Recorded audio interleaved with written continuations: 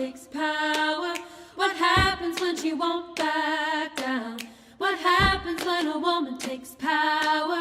What happens? Welcome to number 7 in our Magnolia Moonshot 2030 podcast series. And we are so honored to have you here today, Dayna Reggero, coming to us from Florida. And the Magnolias, we are, as Michelle just stated, we are so committed to amplifying the voice of women and women leaders around the world who are focused on some aspect of climate justice, the UN Sustainable Development Goals, and equity and equality in all forms. And through these conversations to really understand from each point of view how we're tapping into our divine feminine, to our collective consciousness, and to approach everything that we do through love, and well-being for all. So thank you for being with us today. And Tanya, I will turn it over to you. Welcome, Sarah. Thank you. Hi, Sarah. Hi, Dayna. So glad you're with us today. I want to introduce you to Dayna, tell you a little bit about her. So Dayna is an award-winning documentary film director and listener. In a print feature, Women's Day magazine showcased Dayna as an earth mother, an artist activist who isn't just fighting for cleaner air and water, but protecting a community's most precious resources, its people. Salon.com wrote, by trade, Dayna Reggero is an environmentalist. Her work ranges from filmmaking to beginning her career as a spokesperson. However, her most skilled work came in the form of organizing conversations or simply starting them. Her work started at 19, appearing with animals on television to talk about conservation and community. She partnered with Discovery Communications on her first film tour about sustainability and collaborated on Showtime's Emmy Award-winning climate series, Years of Living Dangerously, before founding the Climate Listening Project. Dayna has been interviewed by CNN, ABC, CBS, NBC, Fox Networks, the Magnolias, coordinated with Animal Planet and the Food Network for features, and the stories she's listened to have been elevated among the world, including National Geographic, Univision, and PBS. Her last film was honored with 10 film festival selections, winning 3 major awards, including the People's Choice Award. And her new film, Planet Prescription, has received distribution with Exposure Labs for impact-focused local community screenings with 150 grassroots organizations focused on climate justice. On a personal note, I met Dayna 3 or 4 years ago at the Narrative Medicine Symposium where I was a guest presenter. Dayna was working on her documentary Planet Prescription, and she interviewed me, and somehow my words did not end up on her cutting room floor. We have not seen each other, but since that day, there's been a mutual respect and love for each other. She is a dynamic woman who has a passion to see everyone flourish. And I want to introduce to you all Dayna Reggero, and I will turn it over to her. And I would first start with the question, can you tell us about your latest award? Because that was a really big one for you. Yeah. Oh, thank you so much, Tanya. I'm honored to be here with you and with these amazing women. I thank you. Thank you all so much. Oh my goodness. So weird listening to your life things, you know.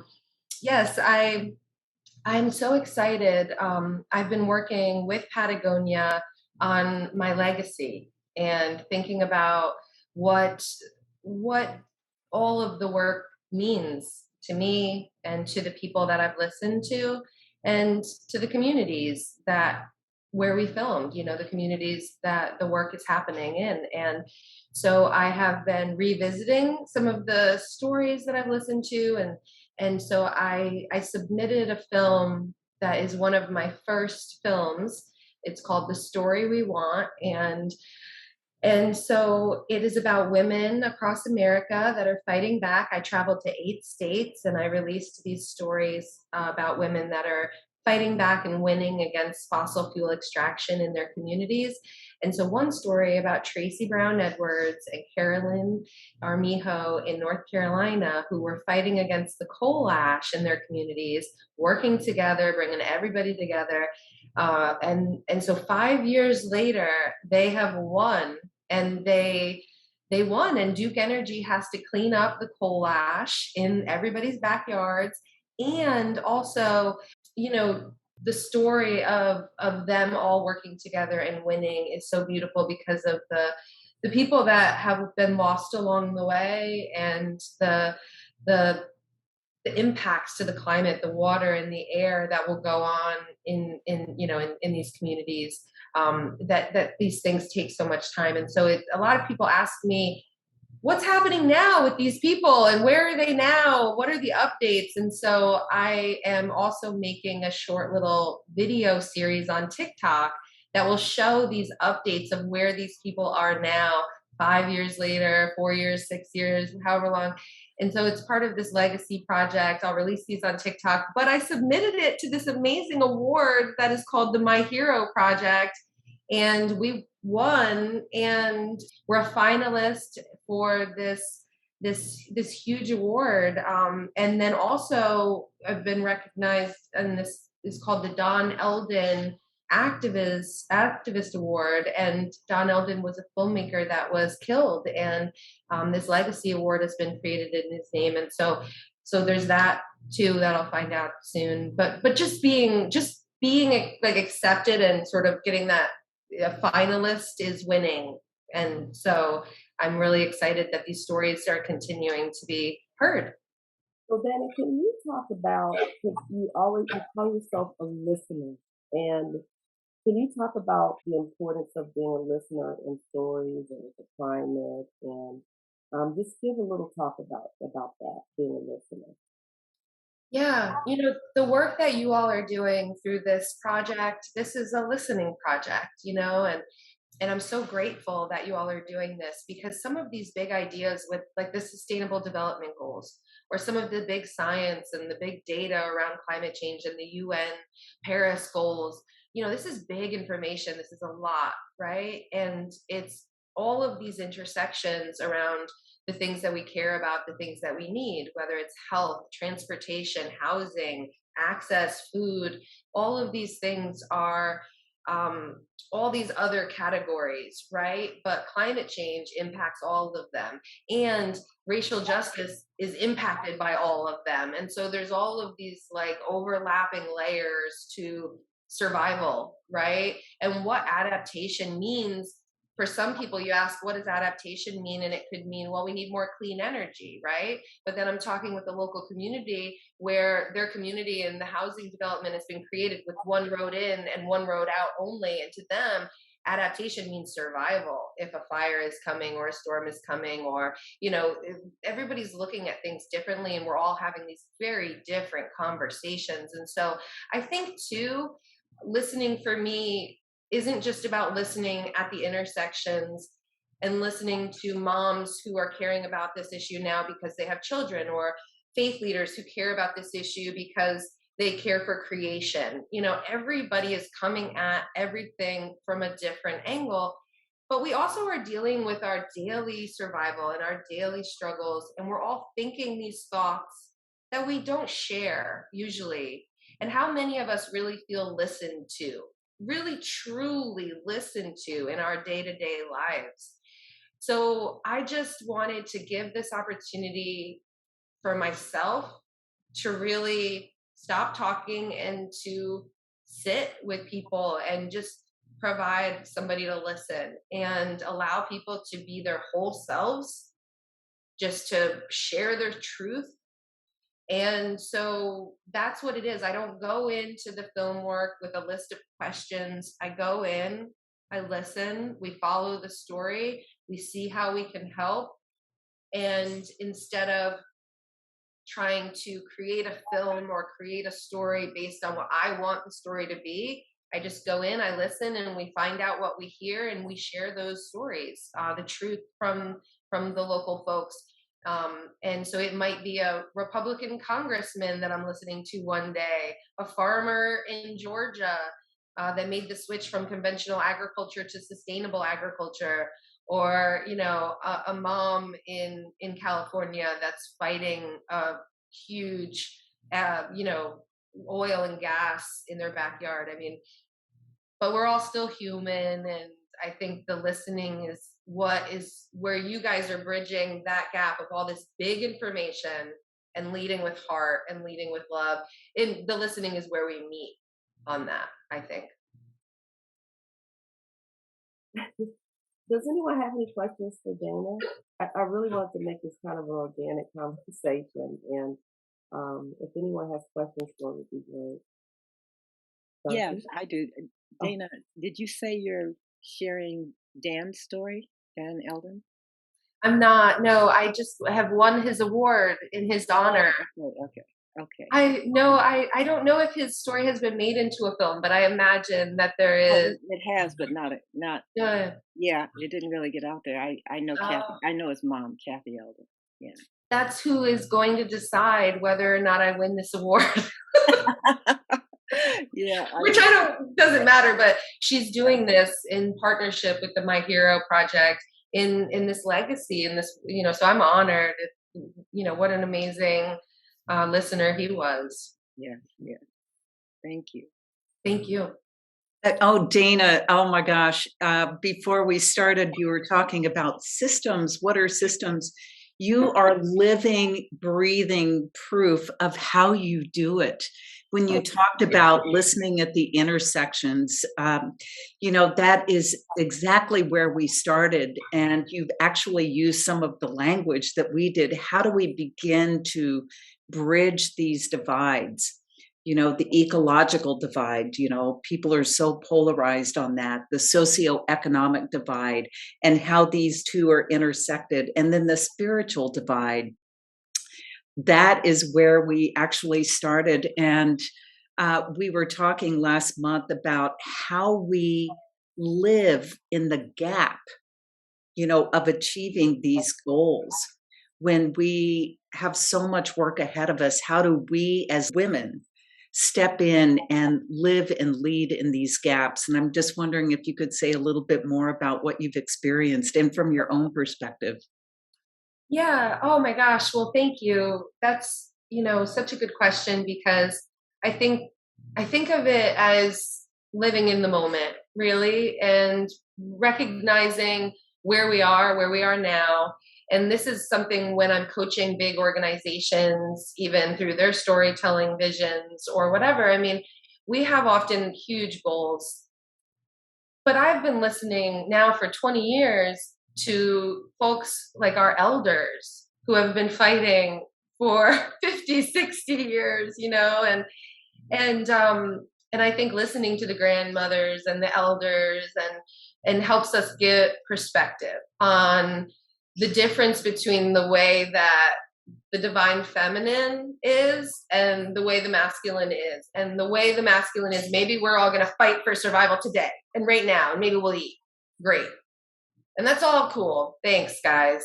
But what if we also planned for the future? What if we also thought about caring for our children and their grandchildren, hundreds of years from now? And I think that's what women bring. I think we bring that care for the earth and the whole ecosystem, where when we take from that fruit from that tree, we are thinking about how that's impacting the full cycle, and who's downriver and who's going to be impacted in the future, and can our children's children survive. And I think that is where we're not always going to win every single day. We're not at war. We don't need to be at war anymore. We need to shift the way that things are done. It's divided us so much, and it's made it so that in order for me to survive, somebody else can't survive. And that's not really how it is. we all can. There's enough. And I was listening to a speaker at the People vs. Fossil Fuels event in DC recently, and he was talking about justice and the crimes of our ancestors. And he said this amazing thing where he said, I deem you worthy. Like, I deem you worthy to do reparations right now. I deem you worthy to like listen and to help others remove their chains. Because you know what? It's not going to hurt you. It's not going to take anything away from you by helping somebody else. But the way he said that, I deem you worthy. Like, stop feeling like that was, you know, everything bad that's happened in the past is not our fault or not something that we can help now. We don't have to forget the past.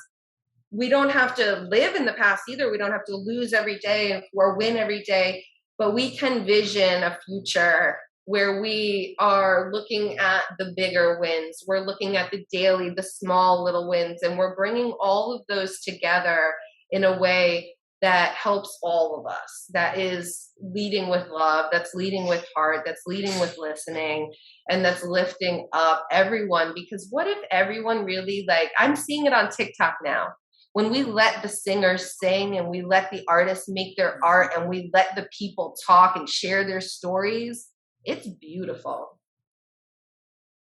And these young women, they're talking about things that we didn't have the tools, you know, we just didn't. And now look at us all on this podcast and all talking right now. So we're going to change, we are changing the world right now. Like y'all are already doing it, right? Dayna, I'm listening to you, speaking of listening, and feeling so much optimism and hope, and it's really beautiful. I think more than anything obsessed with liberation these days in terms of need that I think women are more tuned into in terms of working together rather than competing with each other.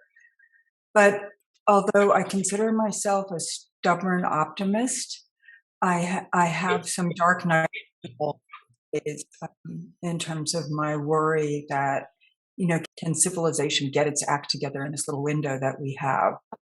And I remind myself to hold on to my stubbornness, but, you know, listening to what's going on in the world today in terms of, and also feeling guilty about my own, I guess, in terms of my generation, what we've done to the world. And I'm wondering how you hold on to your hope as a younger person that we are going to manage in this decade to do what's to be done.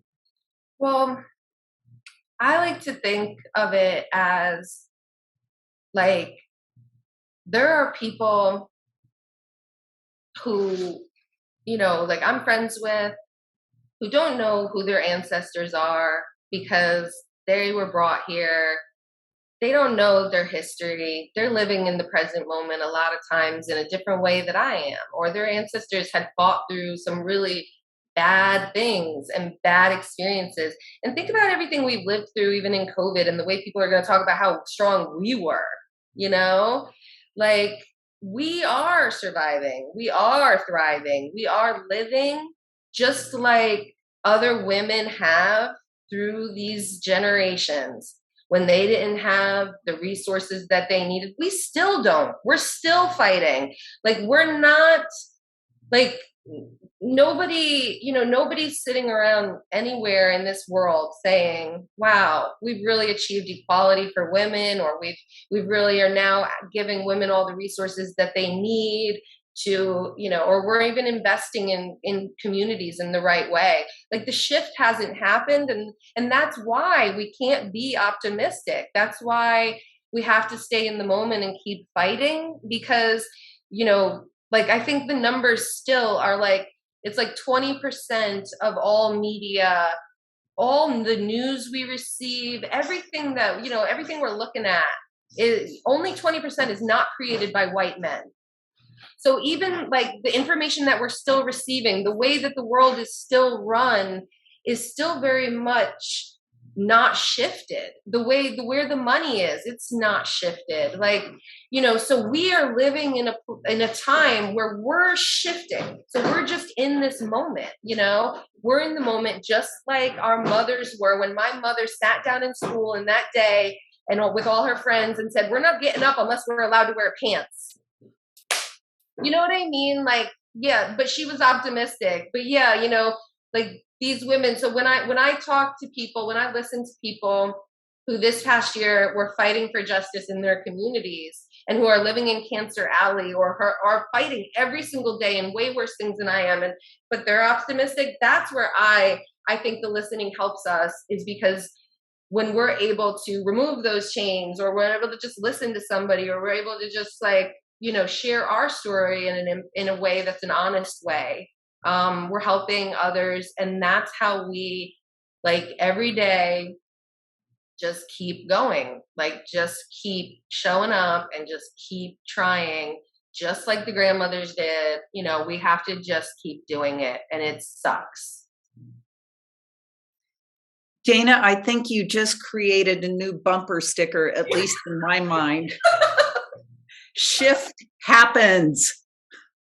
So that's my name of my new fiscal sponsor that I literally just signed up this week for my film, for my new project. And I can't tell you how much that means, that like that you just said that, like the intersect. I don't know. Yes. So there's these women in North Carolina, Paula Swepson Avery, Donna Good, and Mary Snow, who have written a book called Shift Happens this past year. And they are going to be working with me in the Gulf to not only share to film a new documentary, but I'm going to be investing in local artists and filmmakers to share their own stories as well. And so they're going to be my fiscal sponsor for that project. I love Shift Happens. I can't believe you said that. That's amazing. Dayna, I have a question. As a scientist, so I'm an ecologist and I've been working in the climate change arena for 20 years. And, there's been a large conversation over the last couple of decades about science communication and how scientists communicate. And, I think a lot put on us, like we really need to do it better. And I think, like, yes, the culture has shifted in some sense that a lot of people are much more concerned about climate change now, as they should be. But I think there's still a lot of gaps in communication there. And so from your perspective as a listener, as somebody in media, what would be your advice around how scientists communicate and how people listen to scientists also? It's fascinating because I've listened to so many scientists now. And one thing is that just like women were silenced, I think scientists have been silenced as well. So scientists up until recently, it's been like, no, activism, you can't do that. No, you can't. You're a scientist. You're not an activist. You just do that. You can't be this.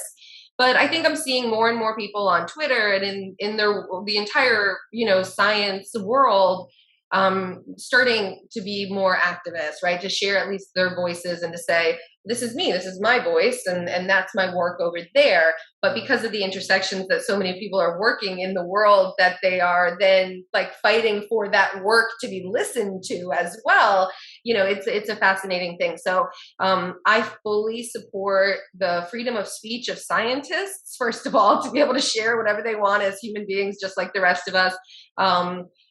And have their own voice. So I think that's the first thing, is I encourage all scientists to, risk it all and, just get on there and share your voice on social media, in films, and in every way.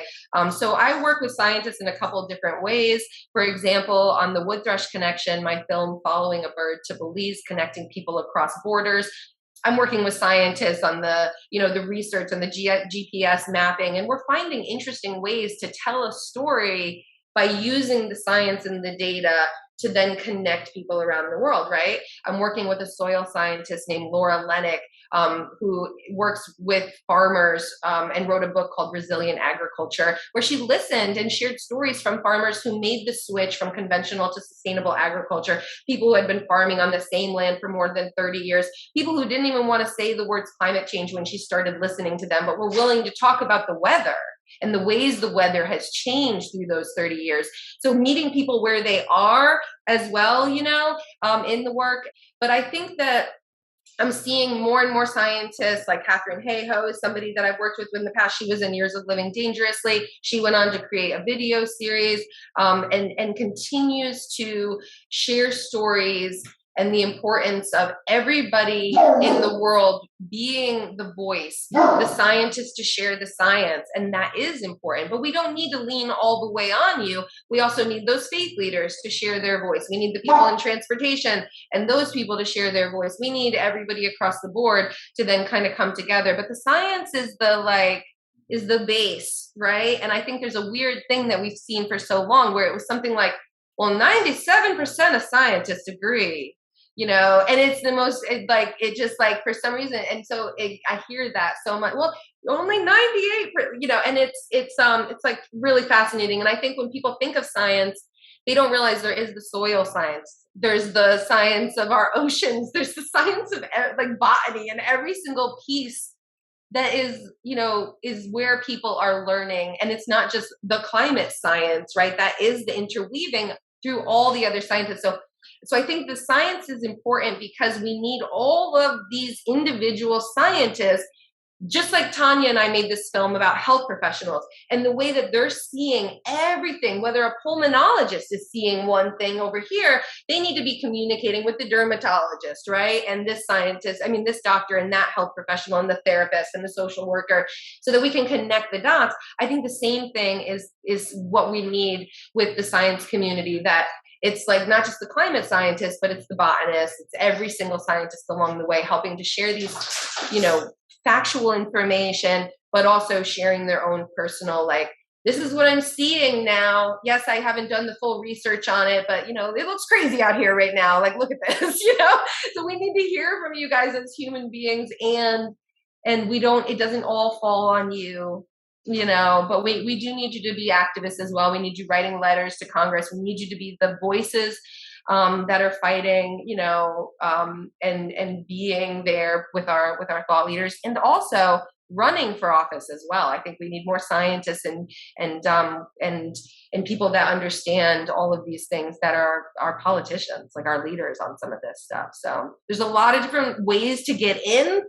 But be in there, get in the table. It doesn't all have to fall on you, but we need you there, I think. And so I'm glad to see that shift. I'm glad to see the shift recently.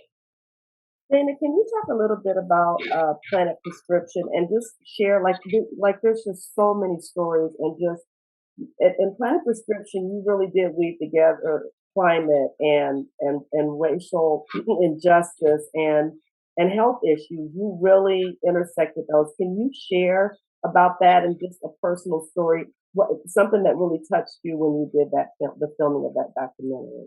Yes. Oh my goodness.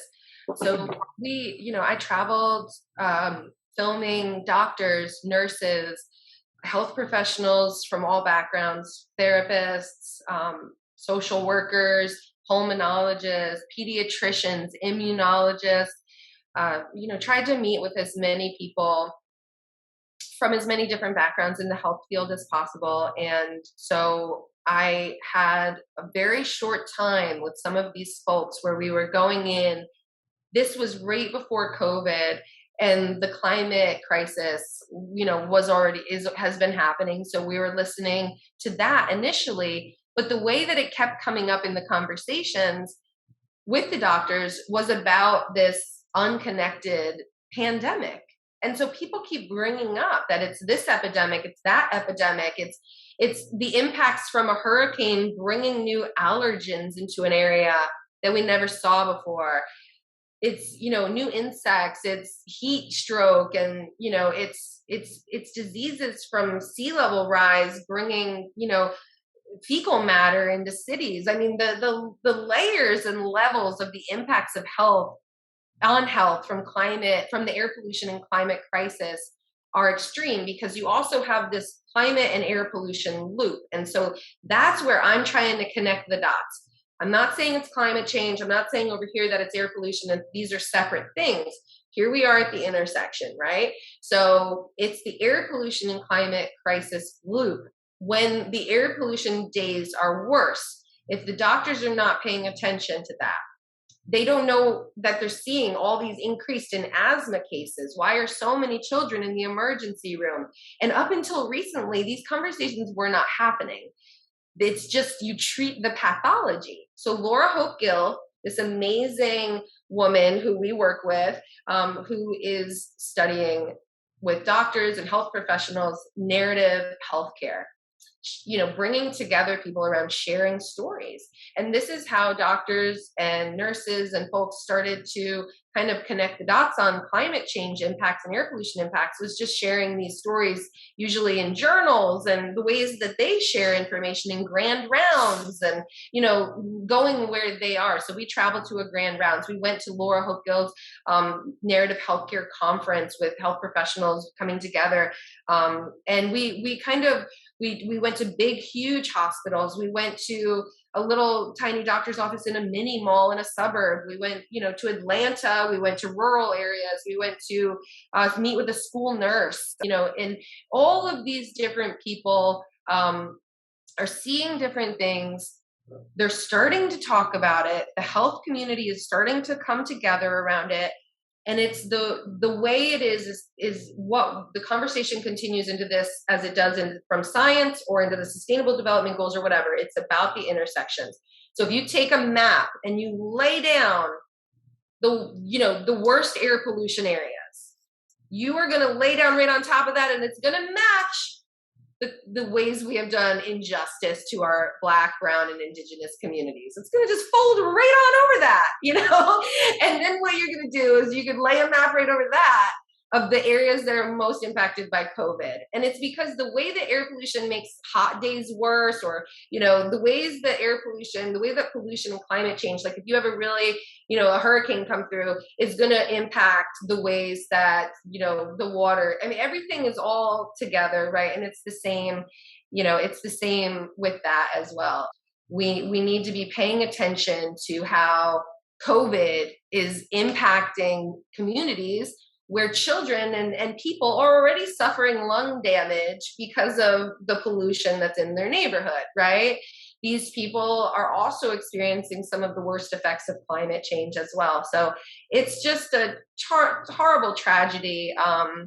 And so these intersections all revealed themselves through the filming, because asthma has gotten better in our country.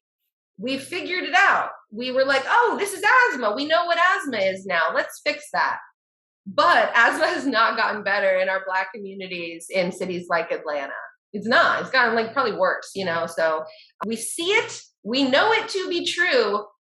We need to fix it, today. Dayna, how can we access Planet Prescription? Yeah, Planet Prescription is available through the Southeast Climate and Energy Network. There's 150 nonprofit organizations that can host events. That is the partnership that we have through Exposure Labs right now. But if somebody wants to host an event in their community, they can have it. All my films are available for free for communities to host their own events or to screen. There is no financial barrier to any of the stories through the Climate Listening Project. Oh, but so one of the most wonderful things was meeting Tanya through Planet Prescription. So, Tanya was talking about this idea of a healing wave. And this became the vision of the whole film, this idea of this healing wave and what that looks like.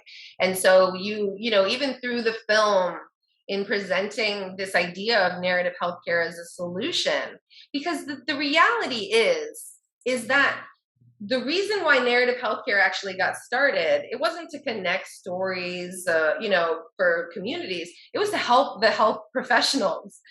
There is already a crisis. There's another pandemic with our health professionals suffering. So they are now maybe getting 5 minutes with their patient, and the rest of their day is spent on computers, on paperwork for insurance, for corporate hospital systems, for all this, other stuff besides just caring for the patient. And so this causes severe stress. This causes a lot of suicides in our health world. And this was before COVID, y'all. Like, this was before COVID. Our health system was in crisis. It is now in absolute crisis. And my heart every day, thinking about these health professionals. But the reality is we have people like Tanya out there who are thinking of things in this way of healing, right? We know it's bad. This is what we were talking about. We can't change the corporate hospital systems and the way that our healthcare is done today. We might. We now have certain powers in place in our political systems that a lot can be done with executive order. So I don't want to say we can't magically change some things for our health system with a stroke of a pen today, because we could, and we can all call on Biden to do those things. But in general, the system is broken, and it is also not only impacting the patients, but it's impacting the health professionals as well. And so narrative healthcare is a way for the storytelling, because when you get time to listen to your patient and you start to really listen to a story, this happens across the board. It heals you as well. And so when they get real time with their patients and they get to see not only the pathology of, wow, this person has a nosebleed, I'm writing so many prescriptions, here we go, another case of this, they're listening and they're saying, these nosebleeds are because there was a recent blowout of methane at this factory, at this power plant right there in the neighborhood, and, connecting the dots. And a lot of doctors that I've seen in the past through filming, they've been fired for connecting the dots. They're not supposed to listen, okay? Just like we're not supposed to listen. They want to keep us busy. They want to keep us, in the grinds, right?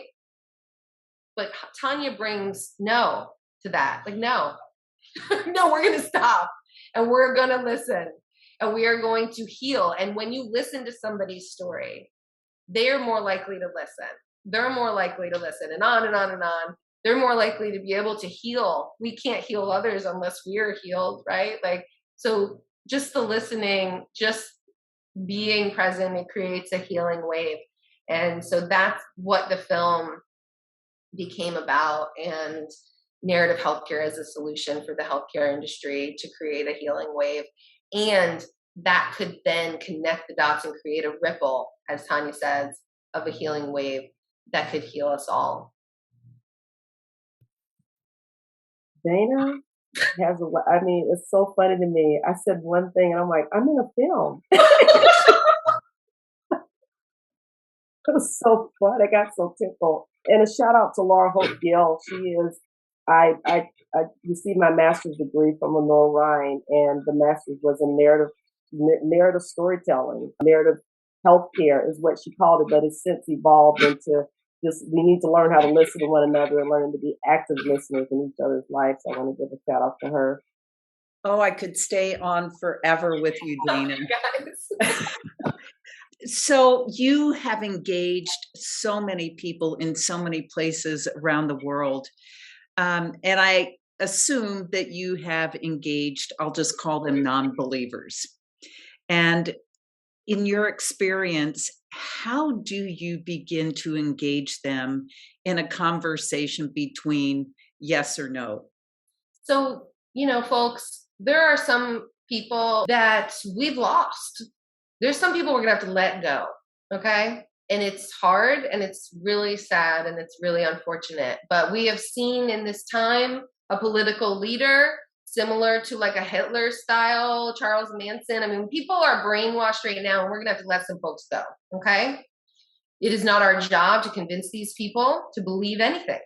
It is our job maybe to protect each other from something that I don't know that they are believing, right? So what happens sometimes is you can get lost in circular conversations, okay? And you don't want to do that, because what's going to happen is a lot of incorrect and unfactual information gets thrown in that mix, and then you're kind of then having to respond to that stuff instead of actually talking about what's real. Don't do it. You don't have to do it. Stop doing that, everybody out there. There are young people that I think should keep doing it at the Thanksgiving and Christmas and Hanukkah tables. Keep doing it. Do it. Do it every day. Do it every time to your relatives. Keep doing it, okay? But the rest of us out here, we don't need to do it to the strangers, okay? Bring your relatives to the table, but the strangers no, okay? Because they are dangerous.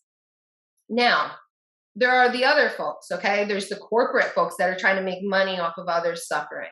There are the other folks who are just, caught in between like this stuff that they're receiving in the media that is, trying to tell them all of this crazy stuff and whatever based on who the advertisers are that day. I mean, people believe what they see, people believe what they hear. So what you can do is be another voice, right? You can share your thoughts, you can share your heart, you can lead with your authentic self and your beliefs. You don't have to convince them of anything. You don't have to judge them for who they are. That's where the listening happens. Let them say all their stuff. Don't respond to that. Then share your stuff. Ask them to listen as you've listened to them. Then think about it. Maybe you'll learn something from them. I don't know everything. Sometimes I even learn stuff from everybody, right? Like, who knows? But then ask them, maybe they could listen to you too, I think. And that's where I try to meet people being my whole self. Do I show up to the conversation with the rancher in Georgia and say, hey, I'm Dayna, I'm a vegetarian? No, I don't do that, right? I go in and he doesn't even want to talk about the words climate change. So I'm just going to listen. He doesn't believe in climate change. But by the end of our listening session, by the end of our days together, he's saying climate change. He's saying it because it's an easier way to say it than all the words that he said before. But in Georgia, in the communities that he's in, those people shut down immediately if he just says those two words together. So he's learned how to communicate. He has brought together his entire community. He has hired 150 people in this area that was destroyed by conventional agriculture, that was all machines. He's revitalized a rural community. People in the community see what the risks he's taken and what good it's done to stop doing things the bad way and to stop okay, this is just the way we've done it. This is how we have to do it or whatever. This is somebody told me how we should do this. No, we can, this way is better. Wow, look, the wildlife, the air is cleaner. We're surviving, we're thriving. And it's yes, come on over here, guys. Come here, women who are thinking that the power lies with somebody like Trump and you feel safe there. You're not. Come over here. It's nice. Come here. Right? This is where the heart is. And they're coming. They're here. So we gotta welcome them too. But some of them you don't. You don't have to do that. And that's okay, guys. That's okay. We gotta forgive ourselves too. Well, as you all can see, this young woman here, look, today I'm drinking out of this glass. Well-behaved woman seldom make history. And I just believe Dayna's gonna be a force in the film world. And she also, are you gonna do your announcement here? Yeah, you said you would be the first to hear it here. So, yes, I am. This is my announcement that I am making my first feature film, and I'm starting that journey. I have a yes on some funding, and I'm starting that journey, and I'm going to be investing that money locally and hiring local people to help tell their own stories. So I'm really excited. In the Gulf. So when she's getting that Oscar, we can say, well, she made the announcement with the Magnolia. So, So then we would like to close with two questions. The first one being the 3 calls to action, the things that anyone can do to help achieve our collective goals around climate justice, the SDGs, equality. And the second question, any advice you may have for us as women leaders? Yeah. Okay. I think that for everybody out there, just know that you're not alone. You're not alone. And your voice is important. Your story is important. Your truth is important. And so don't, let anybody scare you into being silenced. Share your story.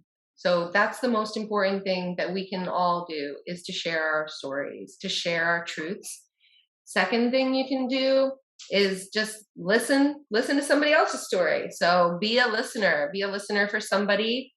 Provide a safe space without judgment, without persuasion, without, anything. Just be a shoulder, be a listener, be an ear for somebody. And the third thing is, to forgive yourself, to be easy on yourselves, love yourselves. Y'all are doing amazing things. If you are even just listening to this podcast, you've done enough for the day. Go rest, take a nap, each day, just take a baby step to making the world around you, even in your own little world, just a place with heart and with love. And then for you all, amazing Magnolias, I just want to say thank you, and to really, for y'all to listen to that. Thank you. Y'all are doing important work. This listening work that y'all are doing is going to inspire so many people. It is going to give women the heart, the strength, the courage. It is going to inspire so many women to share their stories and to feel like they're not alone. So thank you, Magnolias, so much. Thank you. Thank you. Thank you, Dayna. Thank you so much for joining us today. I love you, Tanya. Thank you. I made it through without crying. Crazy. Crying's good, Dayna. I cry all the time. No, I mean, I was surprised.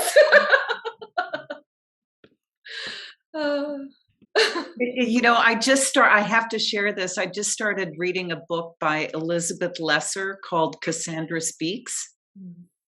And I'm just in the beginning of it, but she talks about coded masculine and coded feminine characteristics and traits. And if we could create a blend of those, and you talked about it, caregivers, nurturers, showing up with our heart, with love, that's always been coded feminine. We can all own that. We can all step into that. We can all live into that. And I think what we're seeing is women stepping into what has typically been coded masculine, being gallant, being brave, being courageous. And I find so much hope and inspiration in that. And you just embody all of that. Thank you. I'm hopeful because of these young people on TikTok. There is no gender anymore. These young people, they embody life. They embody humanity. It's beautiful. Yeah, you're amazing to me, because when Dayna wins an award, she's just like, "Oh my gosh, I won!" I'm thinking, why are you so surprised you won? But her heart is for people, and her passion is for people, and to see people thrive. So the awards are just coming because she's just following her passion and not, just she's removed herself. And so she's like, "Oh my gosh, they gave me an award." It's always so funny to me. But it just shows where your heart really is. You really want to see people do well and be their best selves. I wanted my friend Nikisha to do this talk. I didn't want to. Yeah, she said, "You want me to get Nikisha to do it?" I'm like, "No, why would I don't know Nikisha, but I don't do. Not me. Yeah. But thank you.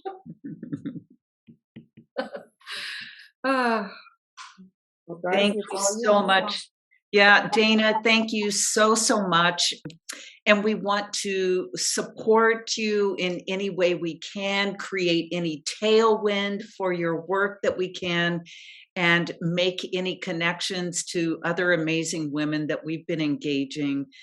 That is one of our reasons for being, is it's time for women. And we are collectively creating a new narrative, and just want to shine that spotlight on you. just amazing, amazing work, Dayna. Thank you. I will be sharing this podcast and all of your amazing work. And as I'm touring the Gulf and starting my new listening project with these communities. And so I can't wait to stay in touch with y'all. Wonderful.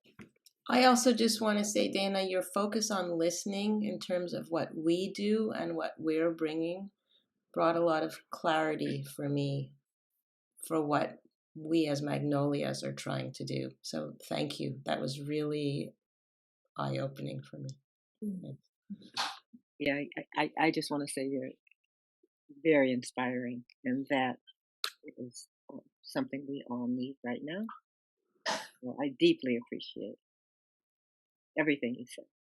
Yeah, really, just power of storytelling, the importance of the power of storytelling. You really live brightly. All right, now I'm crying. Y'all stop.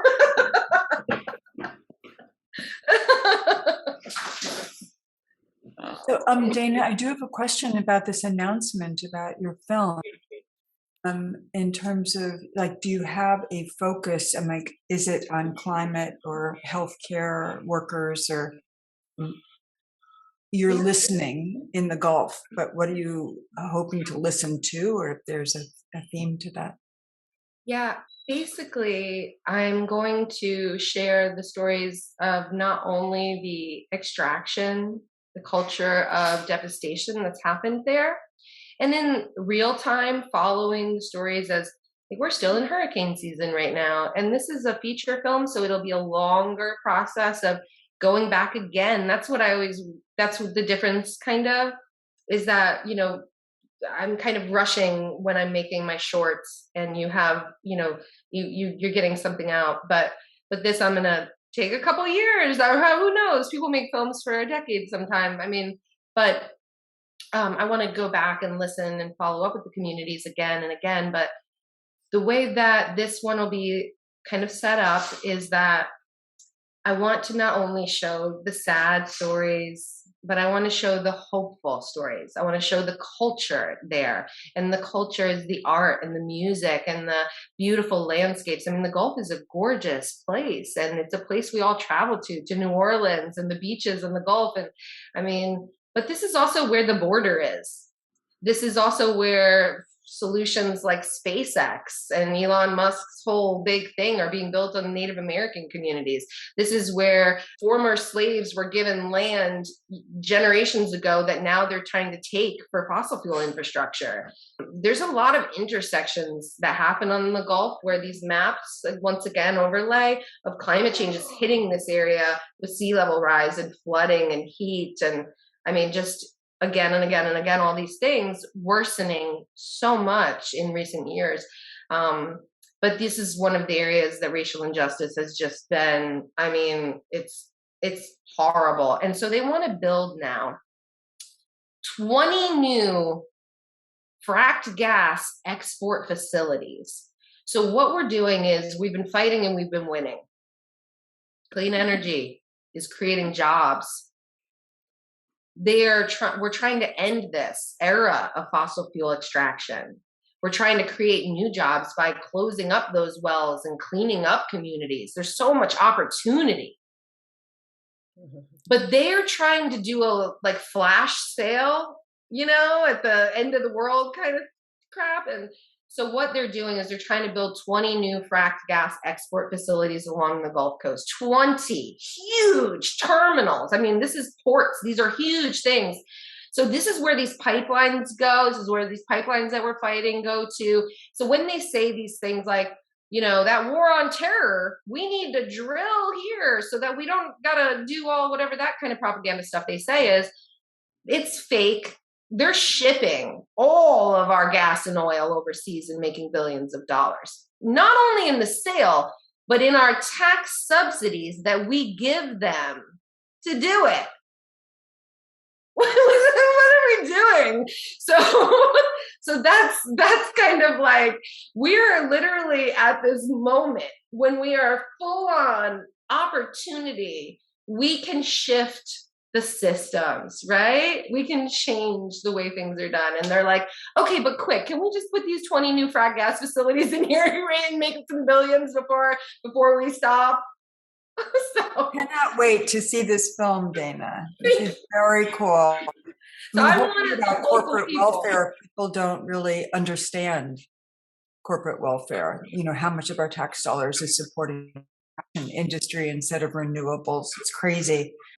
And I want to thank you very much for joining us today. And another intersection, not necessarily for funding, but in terms of thought leaders around feedback loops, is the Mind and Life Institute, which it was founded by the Dalai Lama, and they speak to the intersection of contemplation and science. And they have videos of feedback loops that are rather informative. So there might be some synergy there.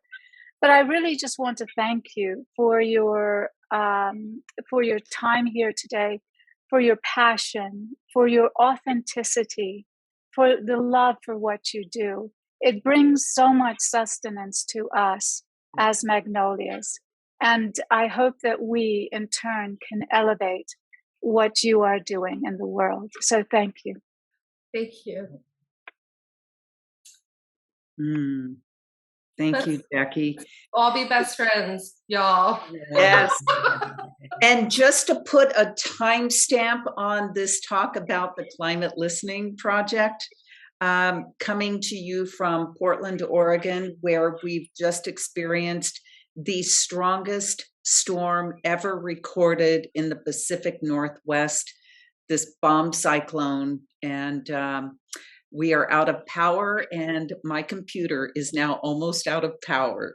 So I'm so glad you were with us today, Dayna. We're your new best cheerleaders, and anything we can do, best of luck, much love. We can do this. I'm so glad Tanya said no when I tried. I'm so glad to be here with y'all. I really was supposed to meet y'all, and I'm so grateful. Thank you. Thank you, Tanya. Thank you, everyone. Thank you so much. Thank you. Bye-bye.